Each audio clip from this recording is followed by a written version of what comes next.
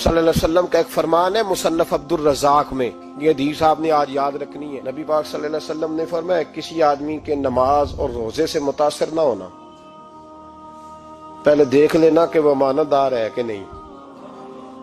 کسی کے نماز روزے سے متاثر نہیں ہونا، پہلے دیکھ لینا کہ دیانت دار ہے کہ دیکھنا لوگوں کی جیبوں پہ کتنی نظریں ڈالتا ہے۔ فرمایا بہت سارے نماز روزے والے دھوکے بازی کرتے ہیں، دیانتی نہ کریں، اپنے عہدے کا پاس رکھیں، اپنے منصب کا خیال رکھیں۔ عہدہ جس جگہ آپ موجود ہیں آپ کی ذمہ داری ہے۔ میرے رسول پاک صلی اللہ علیہ وسلم نے فرمایا ہر بندہ تم میں سے نگران ہے، اور جو اس کی رعایا ہے اس کے بارے میں اس نے جواب دینا ہے۔ کبھی بھی بددیانتی نہ کریں۔ ہم لوگوں کا پہلے اعتماد حاصل کرتے ہیں، پھر اس اعتماد کو ٹھیس پہنچاتے ہیں۔ اس کا نقصان پتہ کیا ہوتا ہے؟ دنیا میں سب سے کمزور شخص وہ ہوتا ہے جس پر کوئی اعتبار نہیں کرتا۔ جس کا اعتماد ضائع ہو جائے وہ آدمی بکھر جاتا ہے۔ کبھی بھی دھوکہ دہی کی پالیسی نہ بنائیں۔ ہم لوگوں سے مفادات لینے کے لیے اپنے رویے میٹھے کرتے ہیں، اور جب کام نکل جاتا ہے پھر ہمارے رویے بدل جاتے ہیں۔ یہ دھوکہ ہے، یہ بددیانتی ہے۔ اس کو اللہ رسول نے پسند نہیں کیا۔ میرے نبی پاک علیہ السلام نے فرمایا جس میں تین باتیں پائی جائیں وہ تو منافق ہے۔ اگرچہ علماء کہتے ہیں یہاں منافق اعتقادی مراد نہیں، منافق عملی مراد ہے، لیکن حضور نے فرمایا منافق ہے۔ یا رسول اللہ کون؟ فرمایا وہ بندہ جب بات کرے تو جھوٹ بولے، جب وعدہ کرے تو مخالفت کرے، جب امانت رکھی جائے تو بددیانتی کرے، یہ تو بندہ منافق ہے۔ حضرت ابو نور علیہ رحمہ نے لکھا ہے، فرماتے ہیں محمود غزنوی کا دور تھا تو ایک آدمی محمود غزنوی کے پاس نا اپنا کیس لے کے آیا، مدعی بن کے آیا۔ اس نے کہا بادشاہ میرا کیس بڑا نرالا ہے۔ بادشاہ سلامت نے کہا وہ کس طرح؟ کہنے لگا یہ میرے پاس ایک تھیلی ہے، میں نہ سفر پہ جانے لگا تو یہ تھیلی پوری ہیروں کی بھری ہوئی، فلاں علاقے کے جو قاضی صاحب ہے نا، میں جاتی دفعہ میں کہیں سفر پہ جا رہا تھا تو میں ان کے پاس چھوڑ گیا کہ راستہ لمبا ہے، کہیں کوئی مجھ سے چھین نہ لے، ہیروں کی بھری ہوئی تھی۔ کچھ دنوں کے بعد میں واپس آیا ہوں، قاضی صاحب نے مجھے تھیلی واپس کی ہے تو اس میں ہیروں کی بجائے کھوٹے سکے نکلے۔ اب میں نے قاضی صاحب سے کہا ہے تو قاضی صاحب تو میرے گریبان تک آتے ہیں، وہ کہتے ہیں بتا کہیں سے پھٹی ہے، کھلی ہے؟ وہ جس طرح ٹانکے لگا کے تو نے سی تھی اسی طرح لگے ہوئے ہیں کہ نہیں؟ تو حضور لگے بھی بالکل اسی طرح ہے، نہ پھٹی ہے نہ کھلی ہے۔ اب میں لٹ گیا ہوں، میری کل عمر کی کمائی ضائع ہو گئی، کھوٹے سکے کہاں اور ہیرے کہاں؟ تو مہربانی کریں، اور آپ کی بارگاہ میں اللہ رسول کے نام پر حلف دیتا ہوں کہ میں ہوں بالکل سچا۔ محمود غزنوی کہنے لگے تو جا، تھیلی چھوڑ جا، اور جب میں تجھے بلاؤں گا پھر دوبارہ آنا۔ وہ شخص چلا گیا۔ محمود غزنوی اٹھے، دربار برخاست کیا، لوگوں سے کہنے لگے چلے جاؤ، میں 3 دن کے لیے سیر کرنے جا رہا ہوں، 3 دن کے بعد لوٹوں گا۔ اکیلے جب رہ گئے نا محمود دربار میں تو محبوب نے چھری منگائی۔ وہ جس تخت پہ بیٹھتے تھے وہاں گدا بچھا ہوا تھا، یہ گدا پڑا ہے نا، وہ گدا بچھا ہوا تھا۔ محمود نے چھری کے ساتھ اس کو پھاڑ ڈالا اور چھری جیب میں رکھی نکل گئے۔ کہنے لگے میرے بعد کوئی میرے دربار والے احاطے میں داخل نہ ہو۔ محمود چلے گئے۔ اب وہ صفائی کرنے والا جب آیا نا، اس نے آ کے دیکھا تو گدا تو پھٹا ہوا ہے۔ اس نے شور ڈال دیا، پہرے دار بھی آ گئے، فلاں صاحب بھی آ گئے، فلاں صاحب۔ اس نے کہا او خدا کے بندو، اس کا گدا پھٹ گیا ہے، وہ تو مار ڈالے گا۔ اس نے کہا تھا سوائے صفائی اور نگرانی والے کے دوسرا آئے کوئی نہ، اور یہاں آیا بھی کوئی نہیں، پہلے دن ہی پھٹا ہوا ہے تو لٹکا دے گا سب کو، کیا کریں؟ شور ہو گیا، سارے دربار کے ملازمین اکٹھے ہو گئے۔ ایک بندہ بولا، کہنے لگا فکر نہ کرو، میں کیسے بندے کو جانتا ہوں، اس طرح سیے گا کہ جس نے پھاڑا ہوگا اسے بھی پتہ نہیں چلے گا کہاں سے پھٹا تھا، ایسا بہترین رفو کرے گا کہ پتہ بھی۔ اس نے کہا یار ہم سارے 1 مہینے کی تنخواہ دیتے ہیں، تو بندہ بلا۔ وہ بلا لیا اس کو، اس کا نام محمد رفو گر تھا۔ وہ آیا، اس کو گدا دکھایا، اس کا یار اس طرح سینا پتہ نہ چلے۔ اس نے کہا فکر ہی نہ کرو، میں بڑا کاریگر ہوں۔ بڑے بڑے کاریگر لوگ نہیں ہمارے ملک میں پائے جاتے، کوئی نشان چھوڑتے ہیں پیچھے؟ بڑے کاریگر کا پیسے ہونے چاہیے، بڑے بڑے کاریگر بندے۔ آپ یقین کریں ایسا فلسفہ، یہ عمرہ عبادت ہے نا، سرکار دو عالم صلی اللہ علیہ وسلم کی بارگاہ کی حاضری بڑی نعمت ہے نا۔ تو سعودی گورنمنٹ نے پابندی لگا دی، خیر ان کی بھی زیادتی ہے، اس طرح کی پابندیاں شریعت اسلامیہ میں جائز نہیں۔ اللہ کے گھر مسلمان جب چاہے جا سکتا ہے، لیکن وہ کہتے ہیں جی 2000 ریال دے جس نے 2 سال بعد بھی آنا ہے۔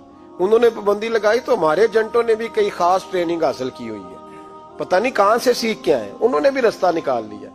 ایک صاحب سے میں نے کہا کہ جناب وہ 2000 ریال لگ گیا تو کیا کرنا ہے؟ کہنے کوئی مسئلہ نہیں، پاسپورٹ نواں بنوا لو، گنجائش ہے، یعنی ہر شے کا حل ہے۔ تو میں نے کہا یار اب عمرہ کرنے جاتے وقت بھی بندہ دھوکہ دے کے جائے، اللہ کے گھر جاتے وقت بھی اس طرح کی حرکت کرے، کیا حال ہو گیا؟ ہر چیز کا لوگوں نے حل نکال لیا، ہر چیز کا لوگوں نے سٹائل بنا لی۔ ایسا نہ کریں، یہ درست نہیں۔ احمد رفو گر کہنے لگا اس طرح سیوں گا کہ پھاڑنے والے کو بھی پتہ نہیں، ان کا پیسے لے یار تو سی دے۔ اس نے سی دی، اگلے شام ہی لا کے بچھا دیا گدا۔ تیسرے دن بادشاہ سلامت آئے، آ کے پہلی نظر گدے پہ ڈالی، اس نے بلایا سب ملازمین کو، کہا کس نے سیا ہے؟ کہا جناب کیا ہوا؟ کہا یہ پھٹا ہوا تھا۔ کس نے؟ کہا نہیں پھٹا ہی نہیں۔ وہ کہنے لگے بنو بات، میں خود پھاڑ کے گیا تھا، تو بتاؤ صحیح سیا کس نے ہے؟ کہا جناب آپ پھاڑ کے گئے تھے تو بتایا کیوں نہیں؟ فرمانے لگے اسی لیے تو بتایا نہیں تھا کہ تم خود تحقیق کر لو، بلاؤ بتاؤ سیا کس نے۔ تو بلا لیا، احمد رفو گر آ گیا۔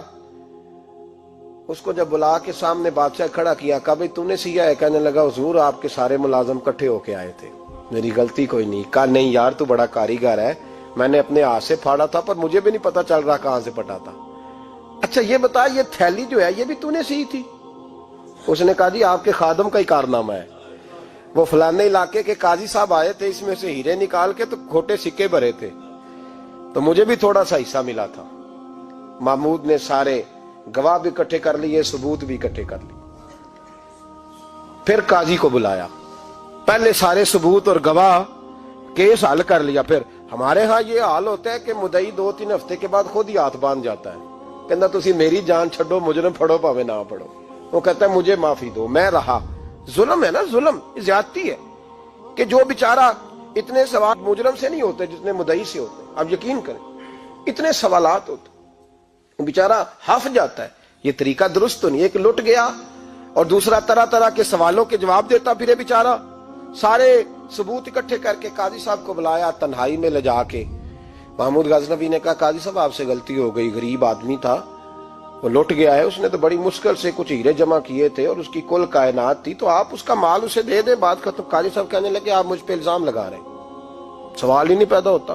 آپ میری داڑھی دیکھیں، آپ میرا اعزاز دیکھیں، دنیا جانتی ہے میں کہا قاضی صاحب انسان بھول ہی جاتا ہے، بندہ بھول جاتا ہے، غلطی ہوگی، مال نے کہا نہیں سب کہا میں تنہائی میں پوچھ رہا ہوں، میں اس وقت پوچھ رہا ہوں جب دوسرا موجود کوئی نہیں، آج توبہ کر لے، میں کچھ نہیں کہوں گا، تو میری زبان پہ اعتبار کر، تجھے پتہ ہے میں جو کہتا ہوں اس پہ عمل بھی کرتا ہوں، باز آ جا۔ پر قاضی نے کہا نہیں میری غلطی کوئی نہیں۔ محمود نے پھر بڑے دربار میں بلا لیا، مجمع عام میں۔ مہلت کے دنوں میں جو توبہ کر لے وہ بچ جاتے ہیں، لیکن لوگ رسوائیوں کے دنوں میں پھر واپس لوٹتے ہیں اگلا گھر دیکھ کے، پھر حالات اور طرح کے ہو چکے ہوتے ہیں۔ جب بڑے دربار میں قاضی کو بلایا، بھائی تو مانتا ہے کہ نہیں؟ اس نے کہا نہیں۔ تو کہا بلاؤ احمد رفو گر کو۔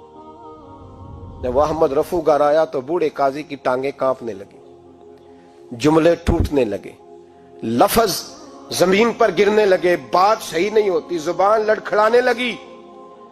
محمود کہنے لگے قاضی میں نے تجھے کہا تھا وہاں مان جا بات، اب بڑے دربار میں بول۔ تو جب قاضی صاحب کی گردن خود بخود جھک گئی تو دنیا سمجھ گئی، کہا نکل جا میرے دربار سے۔ محمود بولے نکل جا، اتنی تجھے عزت دی، اتنی بڑی تنخواہ دی، قاضی بنایا، اور یہ تھوڑی سی رقم کے لیے، تھوڑی سی رقم کے لیے تو بددیانت ہو گیا، چل چلا جا، نکل۔ قاضی دربار سے نکلا تو لوگ لعنتیں برسانے لگے۔ کل جو دکانیں چھوڑ کے سلوٹ کرنے آتے تھے وہ کہنے لگے اس کی عمر دیکھو، اس کے کام دیکھو، دیکھو اس نے کیا کیا۔ گھر گیا، بچے جن کے لیے پاپ کمایا تھا، جنہاں لی تو پاپ کمائے ہن کتھے نہیں ہو تیرے گھر دے، وہ بچے کہنے لگے ابا جی ہم تو سکول مدرسہ جانے کے قابل نہیں رہے، امید تھی کہ بیوی ساتھ دے گی۔ وہ کہنے لگی میں میکے کیسے جاؤں گی، گلی کی عورتیں طرح طرح کی باتیں بناتی ہیں۔ اور بھائی کامیابیوں کے بڑے سربراہ ہوتے ہیں، کوئی کامیاب ہو جائے تو سارے کہتے ہیں میری سپورٹ سے ہوا ہے، ناکامیاں ہمیشہ یتیم ہوتی ہیں، ناکامیوں کا کوئی سربراہ نہیں ہوتا۔ جب تک تو قاضی تھا تو بڑے بات تھی، ہر بندہ کہتا تھا رشتہ دار ہے، رسوائی ہو گئی تو وہ تیری آنکھ ہو یا سنگ ملامت کی چبھن، کون پہنچا ہے میرے درد کی گہرائی تک، دور شہرت میں تو یاروں نے کیا یاد بہت، ساتھ آیا نہ کوئی کوچے رسوائی تک۔ اور میاں صاحب کہنے لگے ساری عمر ہی آٹا گد ہے، میں لکھاں کیتے نہیں پیڑے، अब वक्त आया ही ते मोहम्मद बख्शा कोई नहीं हूं बैठा नेड़े, हालात ही बदल गए। काजी खामोशी से अंदर चला गया, अपनी रुसवाई समेट के बिस्तर पे लेटा। ना रोटी की भूख लगी, ना पानी की प्यास लगी, ना नींद आई, सारी रात तड़पता रहा। सवेरे घर वालों ने दरवाजा खोला तो रूह परवास कर गई थी, दुनिया छोड़ गया। हजरत अबू नूर अलैहिर्रहमा बोले, फरमाने लगे, याद रखो कभी बददियानती ना करना, कभी। ये तो महमूद गजनवी की अदालत थी, कयामत में रब करीम की अदालत लगेगी। और फरमाया वहां तो गवाही देने वाला अहमद रफूगर था, कयामत में तो तुम्हारे अपने हाथ पैर गवाहियां देंगे, हमारा अपना वजूद गवाही देगा। और फरमाया यहां तो लानते दुनियादार बरसाते थे, वहां फरिश्ते होंगे। और काजी को तो मौत आ गई थी, कयामत में तो दोबारा मौत भी कोई नहीं आएगी, वहां तो रहना है और सहना है। बददियानती मुआशरे में, इतनी बददियानती हर जगह। उस मुआशरे का भी कुछ बनेगा जहां दवाई भी खालस ना मिले, जहां दवाई में भी बददियानती हो। लोग अपने बच्चे को ऑक्सफोर्ड यूनिवर्सिटी में पढ़ाने के लिए गरीबों के बच्चों के रगों में जो दवाई उतारे वो भी 2 नंबर। इतना बड़ा भी को बददियानत मुआशरा होता है कि लोग यहां तक धंधा करें, यहां तक कि लोग लोगों की जिंदगियों से खेल जाएं और हमें एहसास तक ना हो कि कोई मर जाएगा, कोई डूब जाएगा, क्या बनेगा।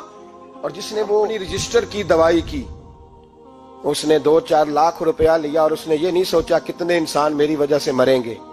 कत्ल सिर्फ ये तो नहीं होता गोली मार के मार देना, लोगों की जिंदगियों से लोग खेल जाते हैं, लोग तबाही कर जाते हैं, लेकिन बददियानती से बाज नहीं आते। मेरे रसूल पाक अलैहिस्सलाम के गुलामों, नबी पाक सल्लल्लाहु अलैहि वसल्लम ने जरा सी बददियानती, और सहाबा का ये मिजाज था, इतनी सी भी कभी उनसे गलती होती तो तड़प